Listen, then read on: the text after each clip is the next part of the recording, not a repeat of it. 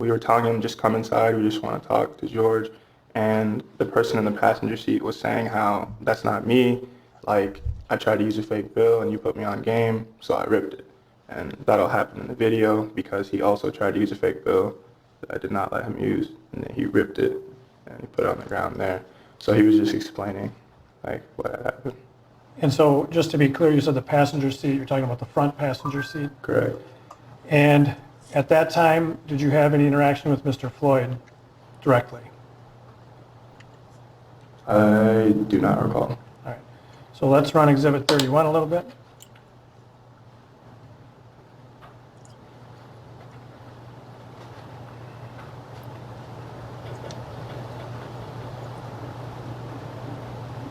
Now I'm going to pause it here real quickly, please. And for the record, it's 20-22-34. We saw the individual in the white t-shirt sort of bend over and pick something up. Can you tell the jury what was happening there? He was picking up the fake bill that the individual in the passenger seat tried to use. Okay. And you referenced earlier one that was torn in half? Correct. Is that the bill that was torn in half? Correct. All right. And let's keep running 31 then, please. So there were multiple fake bills. Not just one accidentally. They either print them or bought them.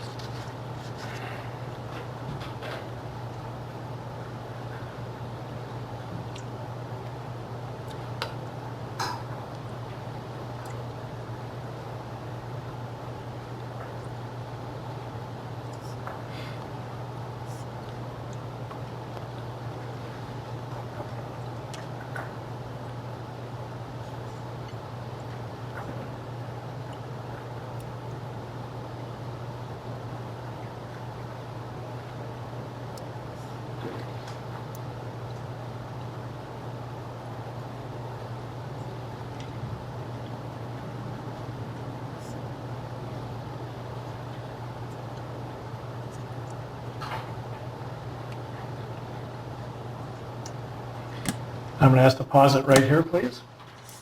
The timestamp reflects 20-23-35. It appears the two of you are now walking away from the SUV, correct? Correct. So during those preceding moments, it appears that the two of you are talking with at least some occupants of the vehicle. Correct. And did you have any conversations with Mr. Floyd, or was it just the front seat passengers? Just the front seat passenger. Were you able to see Mr. Floyd at all during that interaction? Correct. What did you see about him? As I said earlier, he was just kind of shaking his head and putting his hands in the air, like kind of like, why is this happening to me? Like, I don't want this to happen, sort of thing. And so he appeared to be awake? Correct. Surprised he didn't yell, I can't breathe. I got claustrophobia. And so what was the end result of that conversation? George Floyd did not choose to come into the store. Neither did the passenger front. Correct. Right. And so then let's watch Exhibit 31 run here, please. Damn, those cars come by fast. That's a busy road.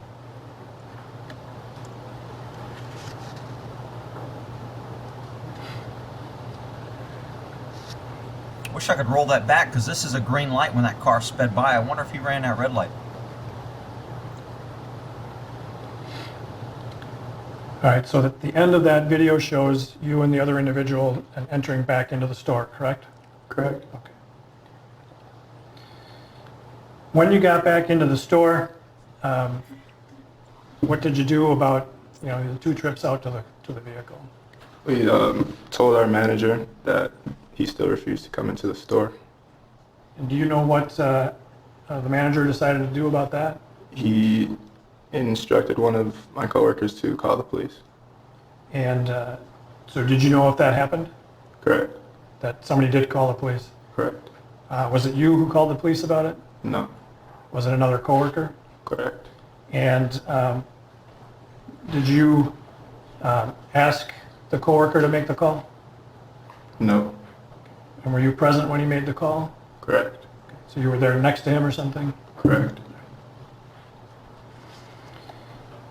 And let's hear the call. So at some point, did the police respond to the store? Correct. And when they responded, did you see the officers actually come into the store? I do not recall. All right. Did they deal with you when they came to the store? No. Do you know who they dealt with? They went and talked to my manager. And you were not involved in the conversations with the officers at all at that time? No. So what did you do? I was still working cashier. Just went about your business? Correct. And as you did that, as you continued working, did you notice a commotion out in front of the store? Correct. Do you recall what it was that sort of first drew your attention out there? I just saw a few people at first, and then the crowd grew larger, and pretty soon the store was empty as well, so there was no one that I needed to help inside the store, so then I proceeded to go outside, see what was happening. When you saw this crowd gathering, where was the crowd? It was right where the bus stop is on Chicago, So kind of right in front or a of the, little to the left. right in front of the store? 10 paces. I'm sorry, I spoke over you. Sorry, I was just saying it was just 10 paces to the left of the bus stop. All right. And so the bus stop, as you're looking out from the store? Correct. And so did you, in fact, decide to go out and look into what the crowd was gathering for? Correct. You already said And that. when you went out there, what did you see? I saw people yelling and screaming. I saw Oh, yelling and Derek screaming. with his knee on George's neck on the ground. So let me back up just a little bit. Now, you say Derek, do you mean Mr. Chauvin? Correct. Now, did you know who that person was at the time? No. So you've just learned his name since then. Correct. So was that person wearing a police uniform? Correct. And where did you see that individual? On top of George Floyd. And you didn't, well, other than seeing Mr. Floyd that day, you did not know him before that, correct? Correct. Did you recognize him as the person who had been in the store earlier Correct. and the person that you had tried to talk to in the SUV? Correct. And did you see any other officers in the area? I saw, I think his name is Officer Tao. Where did you see him? He was in front of the crowd, kind of telling people to stand back. And do you remember about how many people were in the crowd? Probably about several. And when they were, He should have clarified Well, several. Is what 5 did or you more, 10 or see- more? the officer on Mr. Floyd, what was the relation of their two bodies? What was happening there? George was motionless, limp, and Chauvin seemed he was in a resting state, meaning like he just rested his knee on his neck. And what did you do when you saw that? I pulled my phone out first and I called my mom and told her not to come downstairs, and then I started recording. And did you make a recording? Correct. Did you keep that recording? No. Why not? Later on that night, I deleted it because when they picked George up off of the ground, the ambulance went straight on 38th instead of going straight on Chicago. And if you live in South Minneapolis, the easiest way to get to the hospital would have been straight on Chicago. So that to me kind of made it like clear that he was no longer with us. So you thought he had died? Correct. Not quite sure why that would, make you delete the video. Oh, I just didn't want to have to show it to anyone. I'd be questioning it. Oh, And that's so interesting. after you called your mom, you started taking a video, what did you do after that? I was recording until one of my coworkers was pushed by an officer. And so what had you seen the coworker do right before the push? He was yelling at the officer, kind of how the other people in the crowd were doing, and asking them to check his pulse, if he's breathing, see if he's okay. This kind of guy's the thing. most credible So did witness he out of leave all the witnesses sidewalk so curb far. area and go onto the road? Correct. Okay. How far? I do not recall. This coworker of yours that got pushed, do you know how old he was that day? I do not recall. Is he older or younger than you? Younger. So, teenager. Correct. And after he got pushed, did you see what happened to him or what became of him? Yes. My other coworker just like grabbed him up and brought him inside. So removed him from the scene? Correct. And prior to coming into court, did we show you a security video from Cup Foods that shows that area? Correct. And that area while you were out there? Correct. And did that appear to depict truly and accurately the time period during which you were out there during this incident? Correct.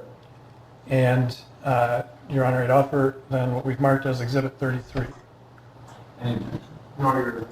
So this guy's the most credible because he doesn't have an agenda. He's answering, I don't remember, I don't know, this is what happened, very matter of fact. This guy is the most credible witness the prosecution has put up here.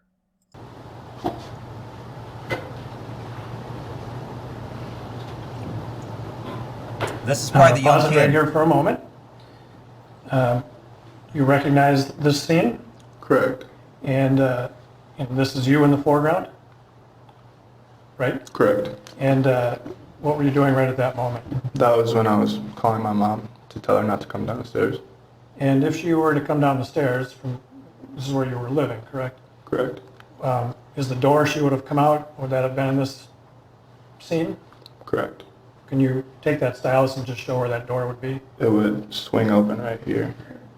So if she had come down, she would come right into this scene, correct? Correct. And then you talked about... And why didn't you want her coming down? Because it was violent, because it was dangerous, because there was screaming. That's why. All right. And, okay, so then we will continue to run Exhibit 33, please.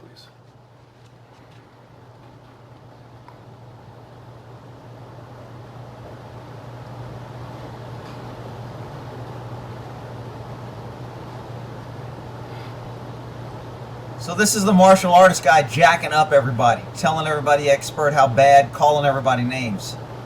That's him. Now he's trying to jack this kid up.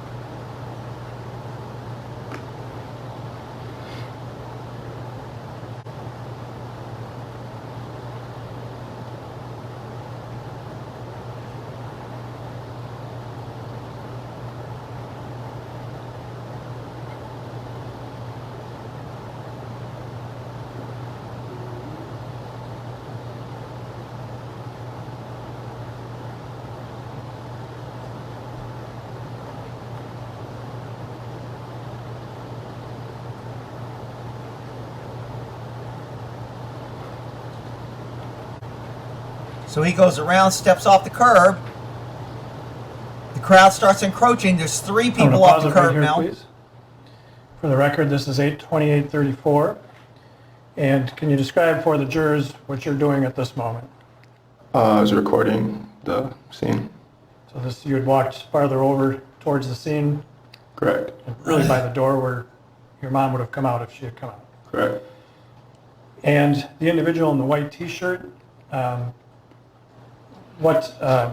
he had stepped off the curb into the street here, correct? Correct. All right. And so then let's continue. to run Multiple Exhibit people. 33. 1, 2, 3, 4 people. And we're going to pause right there, please. 8:28:41. Is that the moment you were talking about when your coworker got pushed? Correct. And did you see it all anywhere in there where he touched the police officer? No. And What, are they putting this so guy then on you trial are now? Standing around behind that group of people, correct? Correct. Did you know anybody in that crowd? My two coworkers. All right. So right now, if you could just put like a line or a dot on where your two coworkers are. And both of those are individuals who went out during the second trip to the SUV, correct? Correct. And did you know any of the other people there in the crowd at the time? Not at the time. Okay. Did you know Miss Punari? I think. Yes. Do you know Alyssa Punari? Yes. And was she there at the time? Correct. Do you see where she is now? Correct. All right. And how did you know her? Just through school. And, all right, so then let's continue to run Exhibit 33, please.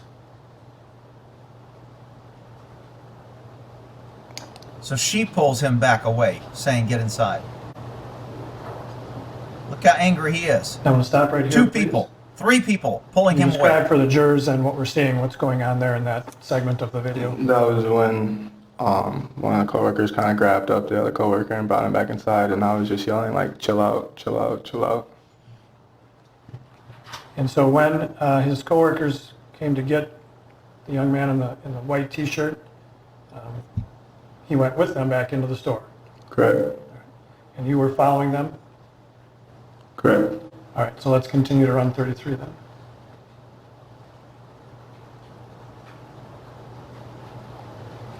Agitator. Mr. Now, Marshall pause here Artist. for a moment, please. Another person in the street. For the Another record, person in the street. 2904. Can you tell the jurors what happened, what you were doing here, I guess? At this point, I think I was just kind of emotional, and I went to the African American that was standing there in the curb, and I was just like they're not gonna help him. This is what we have to deal with. So. Okay. Sustained. Yeah, That'd be that's- stricken. That's fine. So you had a conversation with another person standing there. They struck, "This is what we have to deal And with." When you Non-responsive. walked up there, we saw just before I stopped it, there was a young girl there in a green shirt. Did you see her when you were walking up there? Correct. You remember seeing her in the store earlier? Correct. Did you know who she was? No. And do you remember being the cashier when she was in the store earlier? Correct. And then can we continue to run Exhibit 33, please?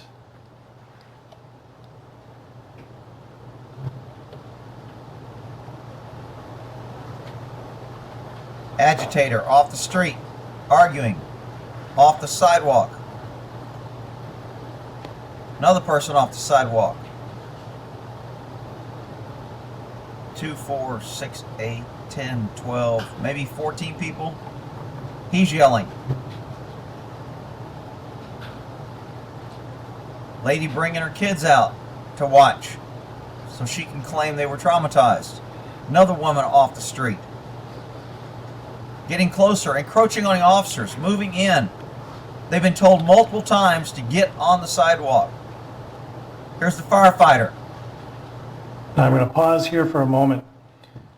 The record should reflect 8:29:55. We saw you standing there with your hands on your head for a while, correct? Correct. What was going through your mind during that time period? Disbelief and guilt. Why guilt? If I would have just not taken the bill, this could have been avoided. We also saw another individual get pushed by an officer, correct? Correct. And what did you do after that happened?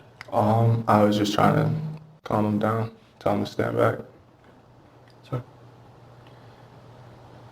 and He seems like a pretty good kid. 33 then, please.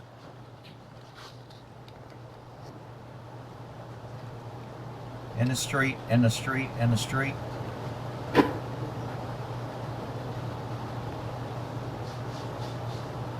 Who are you talking to there, Mr. Arndt? My mom.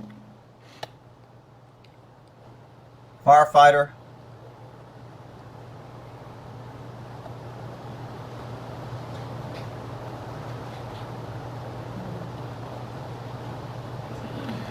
Okay, so that takes us to the end of Exhibit 33. You were going back into the store. Correct. And so then did you just continue to work your shift? Correct. And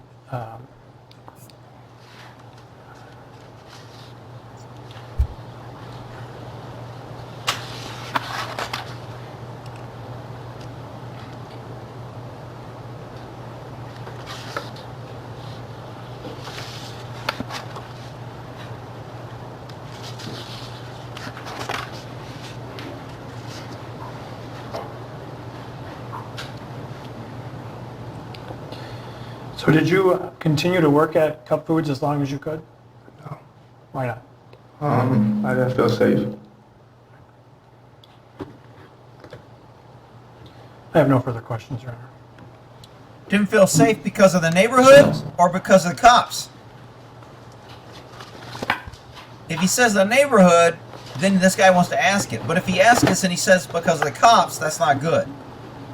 I think the prosecution should have asked it.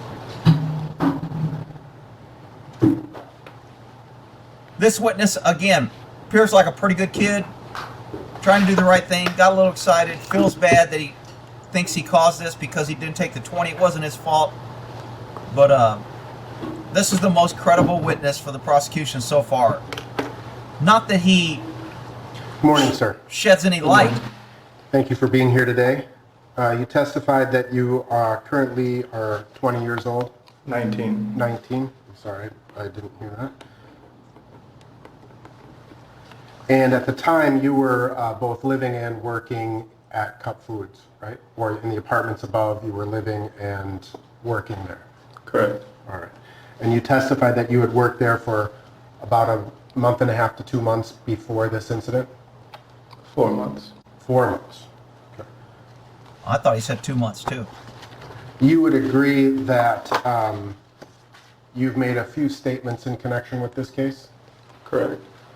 You were first interviewed by agents of the Bureau of Criminal Apprehension and FBI. This is why you don't back give multiple on statements, September because they 10th of always last year. Do you change. recall that? Correct.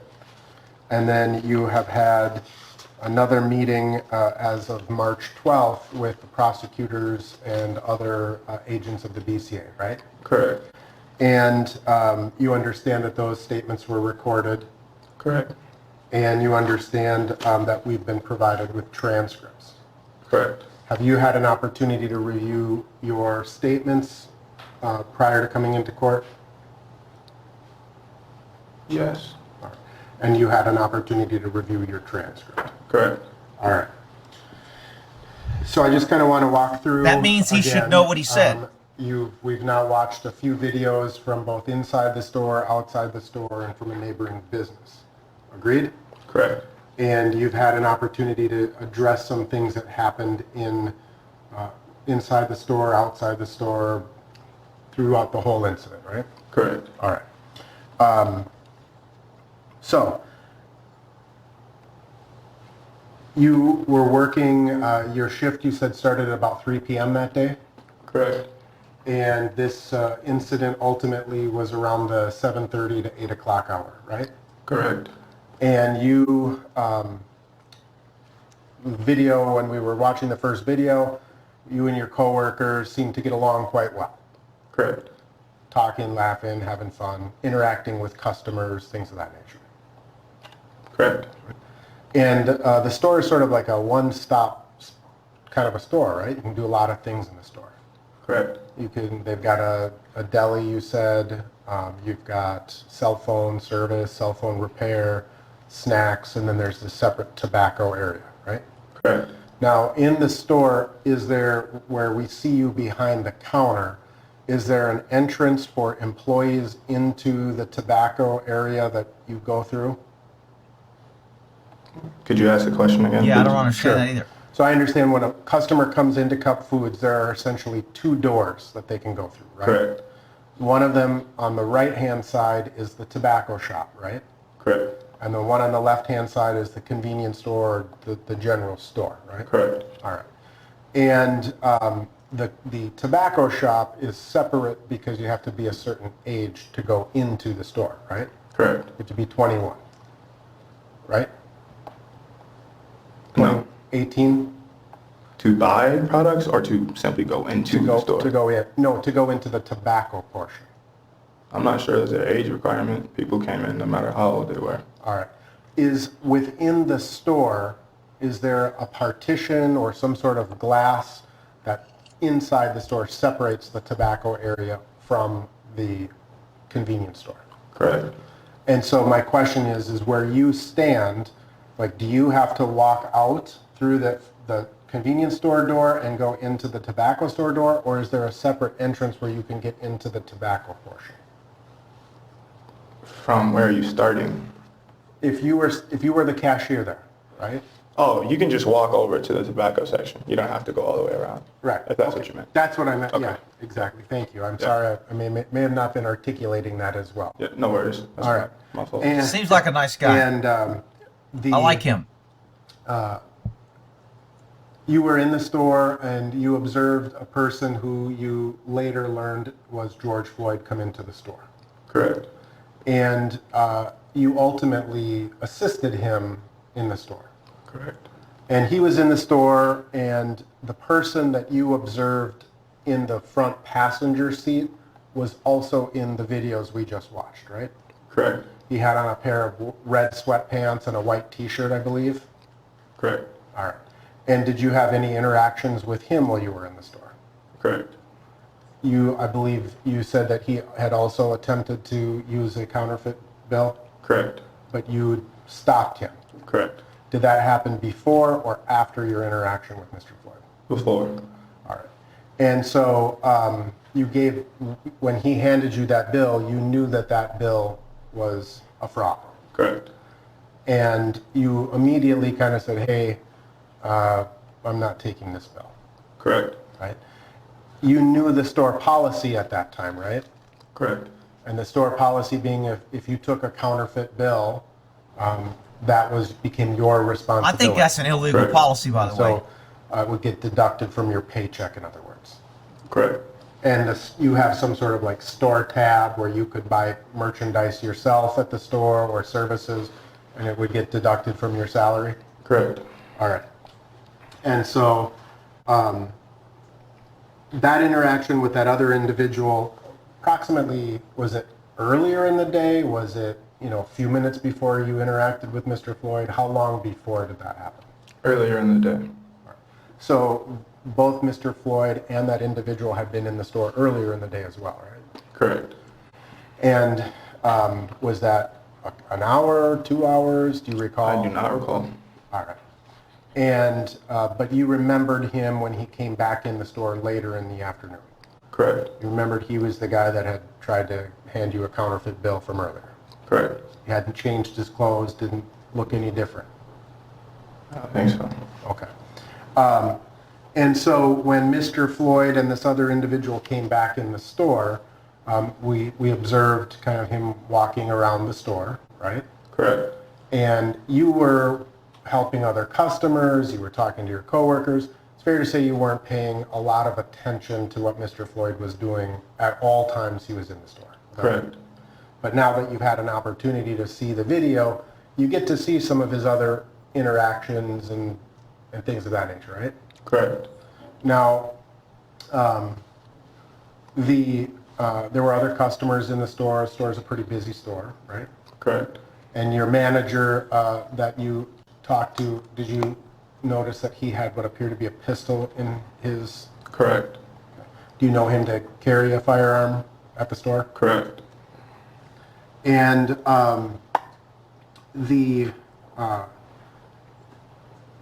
when you watched the video, did you see Mr. Floyd sort of do some little dance at one point?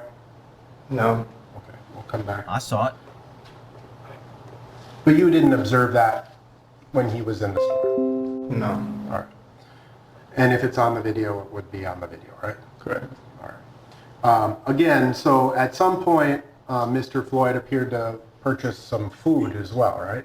Correct. That being a banana, it looked like in the video. Correct. Did you sell him the banana? I do not recall. Okay. And when he handed you that $20 bill, you testified that you immediately knew it was a fake. Correct. Did it appear to be the same type of fake or maybe even the same counterfeit bill that you had refused earlier in the day? Correct. It did appear to be similar. All right. And you took that bill and you held it up and you kind of looked at it through the light, right? Correct. What were you looking for? That's a good question. I have no idea. Right. I was just looking at it. I don't know. But you immediately recognized it to be a counterfeit bill. Correct. That's a great And, answer. Some bills have like a metal or some sort of a stripe through it. Could you have been looking for something like that? I'll be honest, I don't know what I was looking for. I just knew it was fake. Good for him. You could tell Great based answer. on the texture of the bill? And the color of it, as I stated earlier, Yep. it had a blue pigment. So, and you had had a pleasant interaction with Mr. Floyd. Correct. You were asking him about sports and things of that nature, right? Correct. And you formed the opinion that Mr. Floyd was under the influence of something. Correct. And you base that on sort of, I think you said, a delay in his speech and response, right? Correct. So you had, unlike a conversation that we may be having right now, that's rapid, and if you asked him a question, there would be much more of a slowed or delayed response. Correct. And I believe in your interviews, you also indicated that he was having some trouble with certain words. Correct. I think he was trying to form the words. Right. So he was delayed in his speech, and you believed him to be under the influence of something. Correct. All right. And How do you know what somebody you on the were influence present looks when like? your coworker called 911, Correct. and do you recall him telling 911 that he appeared to be under the influence? Correct. And you had also had, by the time 911 was called, you had had two other interactions with Mr. Floyd outside of the car. Correct. All right. And so you made the decision after Mr. Floyd handed you this counterfeit $20 bill that you weren't going to call him out on it like you did with the earlier bill. Correct. And was that in part because you felt maybe he's under the influence? Partially. Partially, the other person that had come in, it kind of seemed like he was trying to scheme, like he knew it was a fake bill and he was trying to get over. I thought that George didn't really know that it was a fake bill, so I thought I'd be doing him a favor. Okay. Trying to help him out. And could you have, I'm just asking generally, could you have just let it kind of go and then told your manager later, hey, put it on my tab? Correct. And, but you made the decision to talk to your manager, show him the bill, and your manager instructed you to go talk to Mr. Floyd and his friend out in the car. Correct. So when you went out to the car the first time with your first coworker, you had a relatively short conversation with him, right? Correct. And you went to the passenger side of the vehicle, and the person in the red pants and the white t-shirt, that was the same person that had previously tried to pass the fake $20 bill. Correct. And you were encouraging them to come into the store. Correct. You were kind of saying, you got to come in, you paid with the fake bill, we got to deal with this, right? Correct. You specifically told them that he had used a counterfeit bill Correct. and that they needed to come in and either pay for the cigarettes or Talk to my manager. talk to the manager, right? Correct. Okay. And how would you describe the general tenor of that conversation? What I mean by that is, was it pleasant or was it more aggressive? Mm-hmm. It was pleasant. It wasn't in any way, shape, or form aggressive. It was just pretty annoying. Yeah, just come on in, guys. It was your first attempt to kind of say, hey, come on in, guys. You got to deal with this, right? Correct. And you were trying to be polite to these gentlemen, Correct. right? And you then had that conversation. And during that first conversation, you said that Mr. Floyd was not really speaking to you, right? No. And you said that he was kind of putting his hands up and putting his head back and things of that nature, right? Correct. And you then went back into the store, talked to your manager again, and told him they were not agreeable to coming. I would have said basically he had exaggerated responses to things, over-exaggerated normal responses, something to that effect. You were sort of following the other coworkers, agreed? Correct. And you would agree that that video sort of showed the three of you almost run out of the store. Correct. And you were you wanted to get them before they drove away, right? Or why would you run the second time? Correct. I mean, so they didn't drive away, or for some Sure. other reason? Correct. Now, in terms of the second exchange at the vehicle, the coworker went to the driver's side at first, right? Correct. And you stayed back a little bit, right? Correct. And then you brought back up to the vehicle, right? Yes. And you heard what was the conversation, you heard what was being said, both by the passenger of the vehicle as well as your coworker. Correct. You indicated that the passenger pulled out the other $20 bill, right? Picked it up off the ground Why was it on the ground? because he threw it on the ground. The bill that Mr. Floyd used, was that still in the store? Correct. And so this other $20 bill was he threw it on the ground, right? Correct. Why? The coworker picked it up. How do you know that? And who ripped it? The person that was in the passenger seat. Right, he handed it, your coworker handed it back to him or something? Or did he rip it and then throw it on the ground? The person in the passenger seat ripped the bill, threw it on the ground. The bell was talking to him, and the person picked it up, and it's in the bell. Okay. And again, this conversation was primarily with the passenger of the vehicle. Correct. And there was a female in the back seat of the car. Correct. Was she engaged in the conversation at all either? No. All right. So, and Mr. Floyd, again, he was not really part of the conversation at that point either. Not really. He didn't say, you didn't remember him saying anything. I would say I do not recall. Okay. But again, you described his behavior, I think, as kind of just shaking his head, putting his hands up, putting his head back, things of that nature, right? Correct. He also said, why me? Why is this happening to me? The second conversation was the demeanor or the tenor of that conversation more heated? Yes. And there was an outright refusal by either Mr. Floyd or his passenger to come back into the store. Correct. And it was based on that conversation that you decided to, or it was decided by your manager to call 911. Correct. And again, you were present and heard the 911 call. Correct.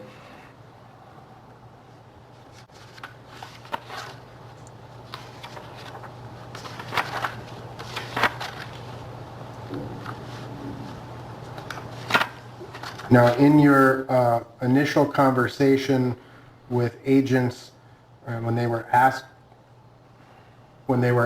you about approaching the vehicle, do you recall describing it as a hot block? Correct. What does that mean? A lot of situations happen. And do you recall describing your conversation and the words that Mr. Floyd was having trouble saying? Correct. Do you remember now today what words Mr. Floyd was having trouble saying? No. Would it have been baseball? Do you remember saying that? Do you remember? You don't remember? Would it refresh your I do not recall. Okay. Would it refresh your recollection to view a transcript of your statement? Absolutely.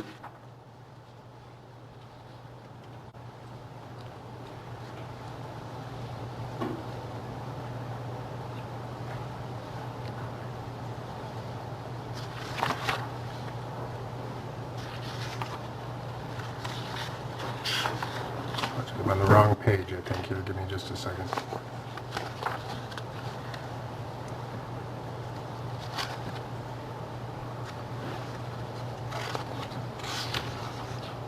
I don't know what he's looking for. I missed, I was reading another text that I just got, and I missed what the conflict is. Sorry about that. I apologize. I can't find it right now. We may come back to that. Do you recall describing some other behaviors of Mr. Floyd while he was in the store? Correct. What were those behaviors? He was doing a couple of stretches, like a lunge, Okay, kind of. like kind of stepping forward like this, No, it was more of a side lunge. Start here. like that? Correct. So for the record, I'm standing kind of feet together and stretching over to the side with one leg, right? Correct. Putting his arms in front of him. And kind of based on your observations of his behavior, his speech patterns, that's what caused you to form the impression he was under the influence. Correct.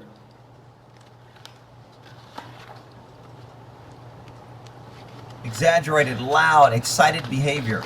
Did you think he was on some sort of stimulant, or do you have experience with drugs? I mean, he should really get him to Now elaborate. then, you ultimately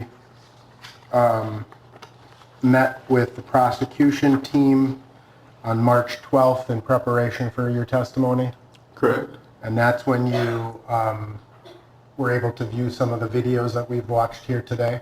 Correct.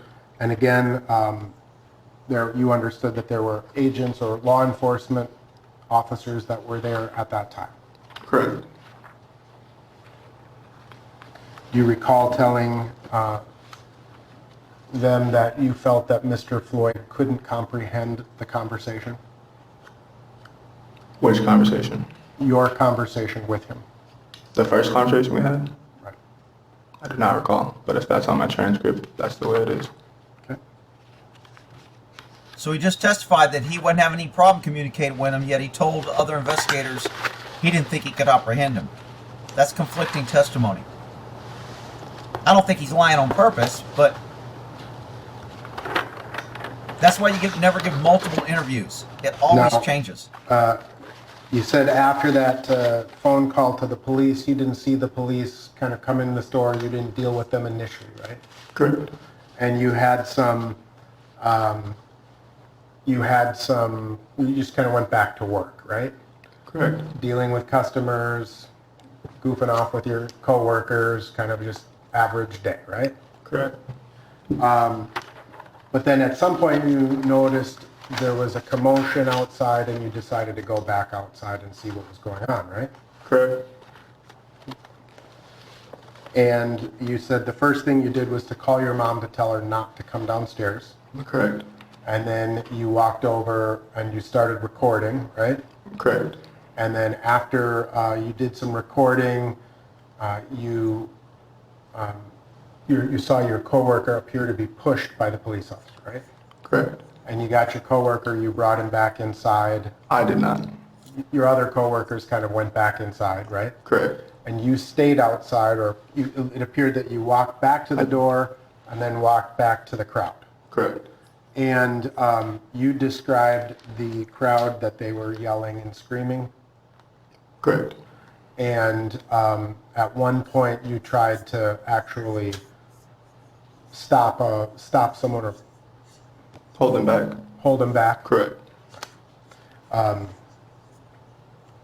that individual appeared to be pretty angry. Correct. And you held him back because you didn't want him to get involved. Yes. Well, I would say not necessarily angry. He had just been pushed, so he was kind of defending himself. Okay. Non-responsive. He already answered that question. Now he's changing it.